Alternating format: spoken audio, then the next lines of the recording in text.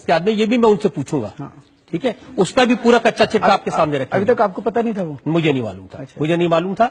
लेकिन आपकी पार्टी के जो नेता हैं, आपकी पार्टी में आप कह रहे हैं कि जितने भी टिकट दी हैं वो अच्छे लोग को टिकट दिए हैं, उसका एक सर्वे मैंने कराया है।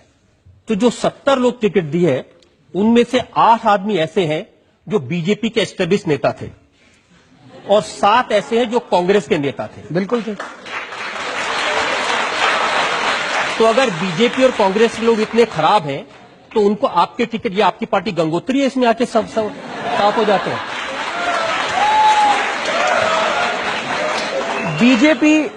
बीजेपी एक माफिया है, उसको माफिया चला रहा है।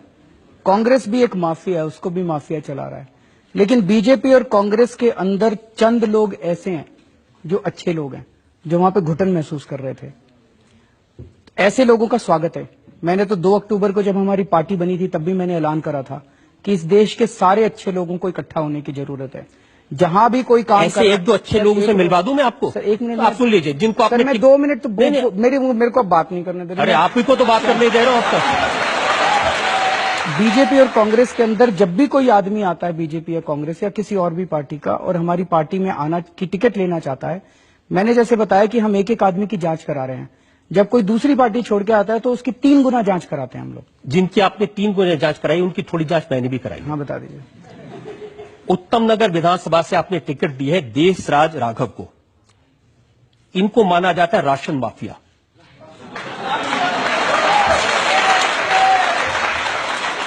लोकायुक्त के पास इनकी शिकायत है जिसमें कहा गया कि राशन और मिट्टी के तेल की इनके और इनके परिवार के नाम में 20 दुकानें हैं।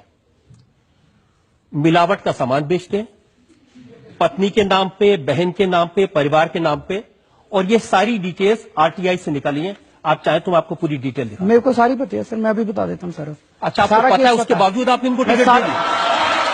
मैं सारा केस बता देता हूं आपको। वाह, मैं सारा केस आपको बता देता हूं। इसके अलावा भी कोई और है? बहुत है। अभी तो शुरुआत है। रणजीत जी क्या बात कर रहे हैं? ठीक है। देशराज राघव अचल शर्मा के खिलाफ पिछली बार इंडिपेंडेंट काउंसलर का चुनाव लड़े थे। अचल शर्मा बीजेपी का आदमी है उत्तम नगर से। अचल शर्मा बुरी तरह से हार गया। मैं अचल शर्मा की नहीं पूछ रहा, माफिया तो ये है जिनको आपने टिकट दिया है। बात तो बता दूं आपको पूरा। अब मेरे को पूरा करने देंगे, बीच में काटेंगे नहीं? नहीं, बिल्कुल काटूंगा। अगर आप, मैं पूछ रहा हूं कि क्या इनके खिलाफ लोकायुक्त के पास शिकायत है कि नहीं है? सर मेरे को जवाब देना पड़ेगा। अगर आप मेरे को जवाब देने देंगे तब तो मैं आप जवाब दे ही नहीं रहे, आप तो दूसरी बात के बारे में बात कर रहे हैं। तो फिर ऐसे तो काम नहीं चल सकता। ऐसे ही काम चलेगा? तो आपकी मर्जी। जब राजनीति में आए तो ऐसे सख्त सवालों के जवाब देने पड़ेंगे। मैं जवाब देने अब आप बच नहीं सकते इन चीजों से। तो बता तो रहा हूं मैं। अगर आप बेईमान बाजू को टिकट देंगे तो सवाल तो पूछे जाएंगे आपसे। आप जवाब ही नहीं देने दे रहे, आप सवाल ही पूछ रहे हैं। आप जवाब नहीं दे रहे हैं ना। चलिए अब बोलूं मैं? बोलिए। मेरे को बात पूरी करनी पड़ेगी बिकॉज वो बात पूरी। आप बात बोल नहीं रहे, बार बार घुमा रहे हैं। आप बार बार कह रहे मुझे बोल नहीं दे रहे, लेकिन बोल नहीं रहे। मैं तो चुप हूं, बोलिए। अचल शर्मा को इन्होंने पिछली बार हराया था। आप अचल शर्मा के पीछे पड़े आप? सर ये अचल शर्मा की कंप्लेंट है, ये अचल शर्मा की कंप्लेंट है। मैं आपसे पूछ रहा हूं कि देशराज राघव। सर ये नहीं है उनके दुकान, एक भी दुकान देशराज राघव के सामने अगर आप साबित कर दें हम अपनी पार्टी बंद कर देंगे। नहीं, ये प्रूफ है। ये आरटीआई से इंफॉर्मेशन आई है। ये प्रूफ है। ये आरटीआई की इंफॉर्मेशन नहीं है, ये अचल शर्मा की कंप्लेंट की कॉपी है। ये कंप्लेंट की कॉपी, हाँ लोकायुक्त से आई है। अब मैं आपको कंप्लेंट तो कोई भी कर सकता है। अगर आपको आरटीआई का शौक है दिखाइए। ये लीजिए आरटीआई। ये आरटीआई की कॉपी है।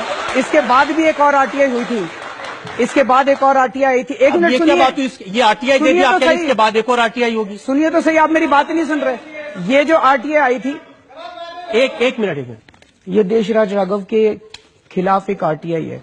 हाँ। लोकायुक्त की अगर आप पूरी कंप्लेंट पढ़ें, लोकायुक्त की कंप्लेंट में लिखा हुआ है कि उन्होंने अचल शर्मा ने एक आरटीआई डाली जिसके अंदर उनको एक इन्फॉर्मेशन मिली।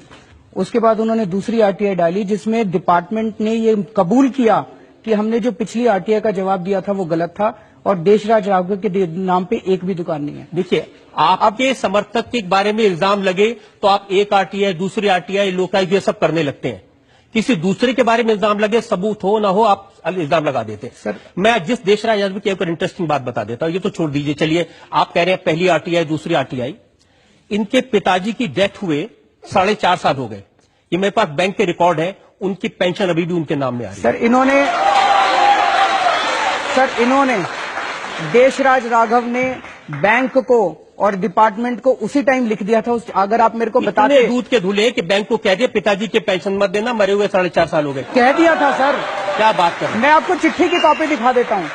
मैं आपको चिट्ठी की कॉपी दिखा ये देता बैंक हूँ। की कॉपी है, अभी हाल ही इसमें में से- बैंक में जमा हुए पैसे। हाँ तो सर इसमें से उन्होंने 4 साल पहले जब उनके पिताजी की डेथ हुई थी, उन्होंने जो चिट्ठी लिखी थी बैंक को, वो चिट्ठी की कॉपी अगर आप मेरे को पहले बताते, मैं वो सारे सबूत लेके आ जाता आपके पास। आप पहले आदमी जो मुझे कह रहा है आपकी अदालत में आया तो मुझे पहले बता देता क्या चल रहा है। तो सर अगर आप ये डॉक्यूमेंट्स दिखा रहे थे, ये तो वन साइडेड डॉक्यूमेंट्स है ना, ये तो वन साइडेड डॉक्यूमेंट आपने भी मैं आपको काउंटर देने के लिए तैयार हूँ। जब लोगों पर इल्जाम लगाए हैं ना तो वन साइडेड डॉक्यूमेंट पर लगाए हैं। हाँ तो सर आप तो उसके बाद आप जब प्रेस कॉन्फ्रेंस करते हैं जिसके खिलाफ में, उसको पहले बता देते हैं मैं आपके खिलाफ ये बोलने वाला हूं, जवाब लेके आ जाओ।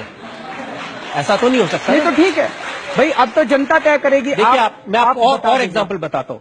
करोल बाग से आपने विशेष रवि को टिकट दिया है, उनके भाई चकित रवि अभी 26 अगस्त को किडनैपिंग के इल्जाम में पकड़े गए जेल में। ऐसे आपके उम्मीदवार हैं। हरीश अवस्थी, विनोद कुमार, बड़ी लंबी लिस्ट है ऐसे उम्मीदवार। अब आप क्या करेंगे? जिन उम्मीदवारों के खिलाफ इल्जाम है, जिन उम्मीदवारों के खिलाफ भ्रष्टाचार के आरोप हैं, जिन उम्मीदवारों के खिलाफ या उनके भाई के खिलाफ क्रिमिनल केस है, उनको उम्मीदवार बनाए रखेंगे या हटा देंगे? सर ये हम सारी जांच कर चुके हैं। ये सारे डॉक्यूमेंट्स आपके पास वन साइडेड आप डॉक्यूमेंट्स ही जांच करते हैं, आप ही फैसला करते हैं, आप ही उम्मीदवार बनाते सर हैं। हम लोगों ने सारी अपनी इंटरनल जांच कराई है। और अगर सबूत ये सर लोकायुक्त में कंप्लेंट तो कोई भी जाके पॉलिटिकल ओपोनेंट दे सकता है। हमारे जितने भी कैंडिडेट्स हैं उनके खिलाफ कोई भी जाके कंप्लेंट दे देगा और फिर ये दिखाएगा जी देखो लोकायुक्त में कंप्लेंट है, लोकायुक्त में कंप्लेंट है। भाई हम भी तो देखेंगे ना कि आप कंप्लेंट तो में कुछ बिल्कुल दम है मनमोहन कि सिंह नहीं की है। तरह बात कर रहे हैं। मनमोहन सिंह तो बोलते ही नहीं है, मैं तो ईमानदार बहुत हूं, बोल रहा हूँ। ये लोग कंप्लेंट कर देते हैं, मुझे क्या पता इसमें क्या है। मैं थोड़ी कह रहा हूँ मुझे क्या पता, मुझे पता है। मैं सारे जवाब तो दे रहा हूँ आपको, आप सुन ही नहीं रहे जवाब। कहाँ जवाब दे रहे हैं आप? अब मैं सारे जवाब तो दे आज रहा ये हूँ। पहली बार ऐसा लग रहा है अरविंद केजरीवाल के पास जवाब नहीं है। आप जो मर्जी कह लीजिए कि हाँ ठीक है मेरे पास जवाब नहीं, आप कह लीजिए। नहीं, मेरे भाई कहने से क्या है? भाई आप देखिए, आप अपना मन बना बैठे हैं आज, आप अपना मन बना बैठे अब हैं। ये भी आर्गुमेंट नहीं चलेगा अरविंद जी। जनता बैठी है सबके सामने, मैं कागज दिखा रहा हूँ, सवाल पूछ रहा हूँ, आप कह रहे हैं मन बना बैठे हैं। अगर मन बना बैठा हो तो आपको बुलाता क्यों और आपसे सवाल क्यों पूछता? सर जो आपके पास